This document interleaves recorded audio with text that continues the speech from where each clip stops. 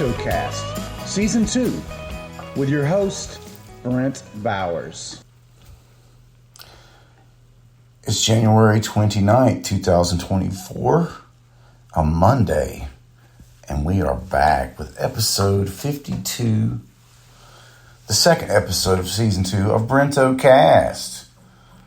What is up, my people?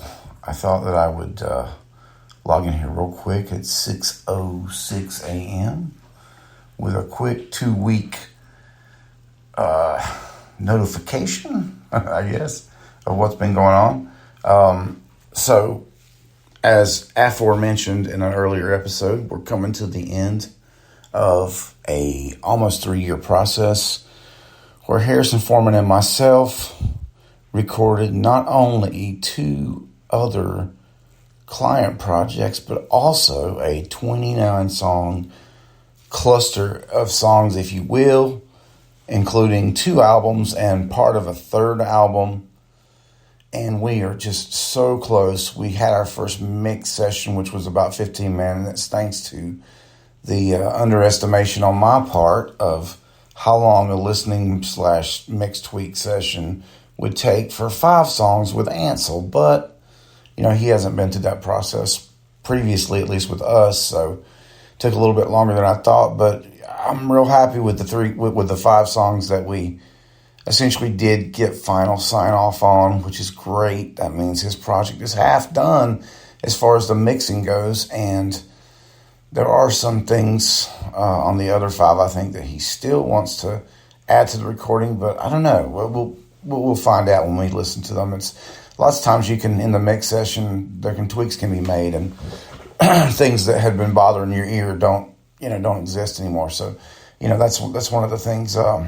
When I first heard the candidates for the mixes for our 29 songs, I literally only had 2 items of feedback. But when we go in there and listen to it together, Harrison might know something that he did that's inaudible on one of the tracks, like a fill or something, and we'll make those little tweaks. It's all just to make it as good as it could possibly be when we actually release it. Now, in addition to that, I had been gearing up to release an album by the V Hill Brothers that we recorded over 2 years.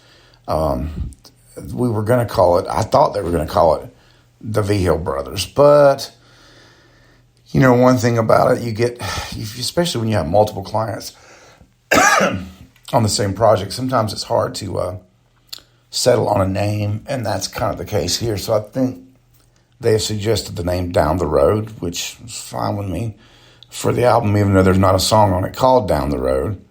No big deal. It's kind of a legacy project. And I had prepared to, really flesh out their promotional website and stuff that kind of comes with the package of releasing an album on DistroKid. But 2 of the brothers got pretty sick with COVID here recently, and I was just about to hit submit. We had picked a date, which was their birthday, February 21st, and got the word yesterday that they want to hit the pause button on their release till they can release, I guess, a book to go with it, or not necessarily related to the recording, but they're going to do a book. So, okay, no worries. Fortunately, I had not hit the button, but I was, if I had not been tied up this weekend like I was, I would have already hit the button, and we'd have lost all our money to pull it back, But anyway, so that worked out, I guess. Other than the fact that I was planning on focusing on their release next, which means I can shift to focus on another of my releases. I have 2 more albums to release, apart from late summer, that are my solo records, Brent Bowers, whatever. And I don't know that I'll do those back to back because I want to kind of get my stuff out there and leave it for a minute before my next release comes. All these years and no releases since way back when I released Faster, some, I don't know, 18 years ago, or it seems like a long time ago, at least 15 years ago. So I want my releases this year. They're all going to happen this year to catch me up, which means I'll be releasing this year at least, not counting client projects, which I can't say when or how Ansel's going to release his, or what will happen with the VHO Brothers album. They may not release it. I mean, that's just my thoughts, is that they were going to, because that's what they said they wanted to do. But you never know. Maybe that'll get released, maybe it won't. But I have another album, which I think is going to be called either Reentry or Plastic Boy, and that's going to be released for sure in the first quarter of this year. And then I have another album, which is my pure solo album, called Persona Non Grata, which is more of the introspective type album, kind of written in the real thick of the COVID hysteria, when friends were turning on friends, or people that you thought were friends were turning out to prove that they were not your friends. So that's a little bit of a personal album, and it's definitely not one of those that looks back so much like my new one. It's about current events, a little bit more, stolen election, etc. But that's my little bit of protest record, and I don't really get into that in general, but that album is important to me, and so I got to get it out. And then Mr. Harrison Foreman and I will be releasing Southern Lane, and then, like I said, one or two more albums off of this group of songs, which are completed. There's probably about 4 of them that don't really fit any of the album concepts. That's why we're breaking it up so much. And, there's no reason to put more than 11 songs or 10 songs on an album. So we essentially have, basically 3 albums in the chamber. And also I think that that's going to kind of mark a bit of an end of an era. If what I've been told is true, which I can only presume that it is, our paradigm is going to shift. And instead of recording at Snug Records as much as we do now, we're going to work with Eddie to bring our studio kind of closer to his, technically, and do a lot more of our recording here in our own space. And then just for things that we can't handle here, like maybe vocals, we would go up there. I don't know. I think he's gotten to a point of he's so busy. I mean, it's hard to get a session within a couple of weeks. And so, I don't know. I think that maybe he wants to see that change and have a little bit more of time for his own music, and we'll see. But I mean, gosh, that place, I've been recording with Eddie for 20 years. And if I don't do that like I'm doing it now, it'll represent a significant change in how I approach making records, Sorry that I sound so horrible. I don't feel bad at all. It's just this, had this ridiculous virus jump on us when we were in the store one day. We both got sick at the same time. We were sick for about 4 days, but then this lingering throat issue really sucks. But hey, at least I'm not down with feeling super bad. So we took Delilah, and this is actually the Delilah show, and it always will be. We took Delilah this weekend and this week, and we did some stuff. It rained a lot, and we happened to be at the Thomasville Emporium on Saturday, probably about 5:30 or 5 or so, and we go there, and because we have to leave after work, and usually we eat on the way, but this time we decided we'd eat at Ruby Tuesday after. So we go up there to Thomasville, and we do our little thing, walking around the Emporium. Delilah picks out a little skateboard for $6, and they have a little ramp, a carpeted ramp. Excuse me. They have a carpeted ramp right where you check out. She stops at the top of the ramp, puts the skateboard kind of at the top of the ramp on the rim, and puts both feet on it, and puts her hands on the ground to brace, stands up, and rides that thing straight down without any hesitation. As far as I know, she doesn't know how to ride a skateboard, so it was just her muscles from gymnastics, made that easy for her, because she's so flexible. She could stand on the skateboard and have her hands on the ground, and anyway, that's how she did it. So she rides down 2 or 3 times. We get a few pictures and a little video. Of course, by the time we get to the video, she's sitting on it. It's less impressive, but the first 2 times, she just went down with hands free, standing up. It's really cool. But it kind of impressed some of the people there. I didn't notice that. But anyway, I thought that was pretty cool.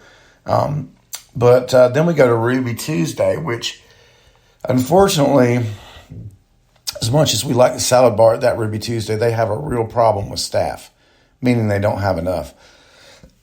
We go in there and sit by another table, and both of us just sit there, and there's just no waiter to come. And we did get one of the people to seat us, which I was wondering if we were going to even get that, but then she didn't come back to wait on us, and it took a waiter like 30 minutes. By that time, we'd already got salads, and then we just ordered a sampler. And the guy was good enough to realize that, the service had kind of fallen below the minimum. So he did not charge us for the 3 salads, and we just paid for the sampler, left him a little tip and left. But Delilah was a little bit of a handful of that, and it was raining really hard. And so we get back in the car and start coming home. And because it's Saturday night, I always try to stop and see who's playing at Loafers, where I do the booking. So this was a new guy called Ed Jordan. I guess he's from Salisbury Way, and he brought a great crowd, and they seemed to really be having a good time. And he chose a lot of cool songs that I like a lot from the 70s, and I'll definitely hope to have him back. Anybody that can bring a crowd, Loafers is your place to play. So hit me up, let me know, we'll get you in there. But we had dessert, and then we got Delilah, and I guess we went to Ingles, maybe? Yeah. And then we got home, and I was just defeated, man. I was so tired. But we had to, of course, get up because we had reservations at Christine's Woodfire for breakfast. And I say it that way because they always ask you if you have a reservation. And today, the one day that we don't have a reservation, we were going to really revel in saying, yes, we have a reservation. They didn't ask. So hilarious. So then Nancy and I, take Delilah home. And then we go to check out a piano, a really cool little baby grand piano in Concord. This couple's given away, but unfortunately it did not meet my minimum requirements, so I did not get it. But the cool thing about it was it's extremely short, like 4.5, 5 feet long, and just didn't sound very good, unfortunately. It'd be perfect for a practice room, but did not sound good. I could tell the strings were utterly dead, so you would have probably had to have strings replaced, and just not worth my effort. Not when there are amazing ones out there, so the search continues for a baby grand for home. But who knows, maybe I'll end up with that sweet one that Mark has. But of course, between here and there, lots of bills have to get paid. And, always have to have that little nest egg for orders and whatnot. So I just can't spend it all on the fun stuff, unfortunately. But I will say that it's, coming into the end of January, my massage business is really taking off. I've been doing more and more days with 4 clients, and that's a lot. I mean, that's not physically a lot, just that the organizational part of it, going to get Delilah, taking her home, entertaining her while Nancy has a class or whatever, all that's still going on. We got 4 more months of that. Summer has entered the final stretch at aesthetic school. So we're just going to get through that 4 months and go from there. And, I had discussed my desire to go get my CDLs, whether or not I actually drive a truck. I just wanted to have those as kind of a fallback thing. Hey, I have an ambition to, at least do some truck driving, just to say I've done it, because much like farming, it's one of those things that I admire. And, not that I'm ever going to be a farmer. It's kind of generational. You almost need to be, born into a family of that, it seems like, unless you just want to be a laborer. But truck driving, I have a huge amount of respect for. I watch a lot of podcasts, listen to a lot of podcasts on it, watch videos on it. It's just interesting to me because it's one of those things that literally makes the world go round.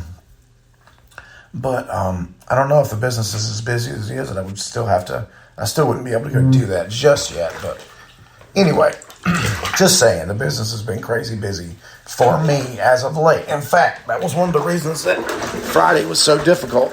4 massages straight to the studio for 2.5 hours. straight home to bed, and then a super busy day Saturday. Was supposed to play first thing Saturday morning for the party, and I was just beat, so I just crashed out and got up about 12 and played a little bit. Not very much, because you hear my voice, right? I was like, well, I can't sing, and I didn't want to drag all my loop pedal stuff down there, so I just went down and played a little. I think I might have sang one song. It sounded awful, but, commitment met. Oh, this week, turns out we're going to have another singer-songwriter / open jam at Loafers on Thursday. So, hopefully that'll go well. It's all about, opening up that place to new people and making more people aware of it, because it is a super cool spot. Actually, it's the only place like it in Stanley County, in my opinion. But we are approaching the zenith of the episode, whereby I say I hope everyone has an amazing week. Looking forward to another week of all kinds of fun with Delilah, gymnastics. Oh, hey, I forgot. I did check out the new Aquaman picture last night. It was every bit as big and bodacious as the first one. I did find it to be a little bit long in the tooth on the CGI battle scenes and the technology that they use now, especially now that I know what it is. It's no longer the actors on wires. It's this new technology where they can just take their face replacement and put it on a CG character, and that's pretty much what all the action is. But it was epic, shot in Antarctica, all over the place. There's a cool bunch of behind the scenes, which ultimately makes the purchase worth it. I did go ahead and buy the first Aquaman movie, which I really liked. So, basically you get it for another $6 with the new one. So I did that. And, last night was the rare time that I got a chance to, watch a movie in the whole week without anybody with me or whatever. And so Beauty and I watched that, and it was cool. Got into bed at a really reasonable hour last night, 11, which is why I can be doing this now at 6:22 in the morning. But it's rained a lot, and I've got 2 different kinds of chicken feed that I'm going to feed the chickens, kind of because of the rain. You can feed them corn in the rain. You can't feed the pellets in the rain because they just dissolve. So they're going to be hungry. I've been feeding them at night, and they don't like that, so... It hasn't been so cold, so hopefully I'll be able to just hit them up with a feed this morning, get in there. And I think my massage day starts at 12. Between here and there, I have quite a few things I need to do. Have to pay some bills and line some stuff up. I need to cancel some subscriptions as well. I think somehow I've managed to get 2 different Patreon accounts, and I need to sort that. So, that's what's up on another beautiful week. Glad to be alive. My brother Chris was on a first-class flight this week, and he told me that he could not snap the seatbelt, had to ask for an extension, which I found hilarious. But also, he started back saying he's going to be at Gold's Gym in the morning, so we will see. I've got a mind to rejoin Gold's because they owe me some trainer sessions, which I can apply to my membership and maybe wind up with one costing half the normal fee for a year. But anyway, I hope to get back on the horse. I've also uncovered the treadmill, plugged the piece back in that I've kept off of it for fear that Delilah would hurt herself on it, and it's on there now. So we're back to going. Hopefully, I'll start using that again because I sure paid dearly for it. But anyway. It's another day in paradise here on Brentocast, and I'm glad I've got the second one out. Hopefully, we'll try to hit about one a week here as we can, and just move into season 2. Looks like the election year stuff is spinning up, and I hate to even hear about it because I know all the hatred and vile that's going to come from the the general media, and I really would rather skip it. But that's our lot as Americans, unfortunately. Could be worse. But I guess that's going to be about it. And we will look out to another week, get through this massage week, and hopefully... Oh, yeah, we're doing some GHA. It's like an adult autism center. Nancy and I are going to start doing massage Friday evenings there. And I'm excited about that because it's kind of like extension of the business, get to help some folks that can really use it. And I will say, I've gotten several new clients this week that have never had deep tissue massage before. So that's always exciting. I always like to attack that with vigor, because knots come in, but they don't come out. You know what I'm saying? The knot hotel, if you will. Anyway, check out Aquaman 2. It was worth a watch. See you guys next time on Brentocast.